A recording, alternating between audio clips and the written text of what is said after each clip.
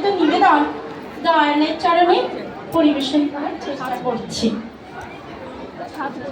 নদিয়া নগরে যবে আসিল নিমাই, উদ্ধার এলো পাপি তাপি জগাই মাথায়। একদিনে হয় নাই কত দাগা কত ক্লেশ, নাম বিতরণে লাগি সব সহিনে হয় নাই বিদ্বেষ। এবারে পুরুষোত্তম যুগ অবতার নিয়ে এলেন আচার্য পরম্পরা, সমস্যার সমাধানে পাশে থেকে সাহায্য করছেন তারা। আচার্যদের বিধান দিলেন দিব্যাস করো, যাদের সাথে কোনো যোগাযোগ নেই তাদের যোগাযোগ স্থাপন করো। পূজনীয় অবিন দাদা বহু দায়িত্ব মাথায় তুলে নিয়ে আহ্বান করলেন সকলকে, সকলে মিলে উঠে পড়ে লেগে পড়ুন বাড়ি বাড়ি গিয়ে বলবেন দাদা গো মা গো আপনারা আছেন কুশলে।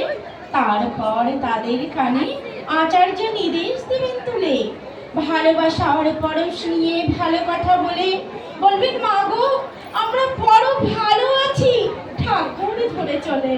প্রতি দীক্ষিতদের বাড়িতে গিয়ে ঠাকুর আসন খানি বুঝিয়ে সুজিয়ে বসিয়ে দিয়ে আসবেন ধ্বনি, বন্দে পুরুষোত্তম রবি উঠবে যখন রব, চেয়ে দেখবেন চারিদিকে জাগবে আবার সব।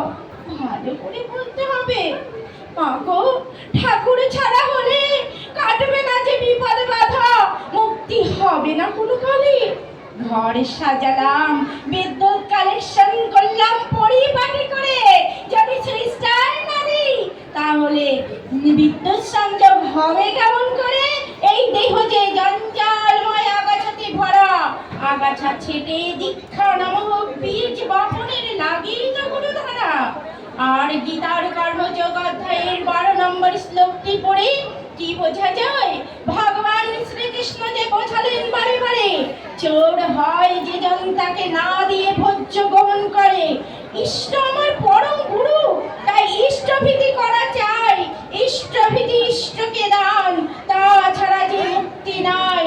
ইষ্টের ভরণ পোষণ দিতে হয়, নইলে যে বৈতরণী পার হওয়া নাহি যায়। দীক্ষা নিলাম বিত্ত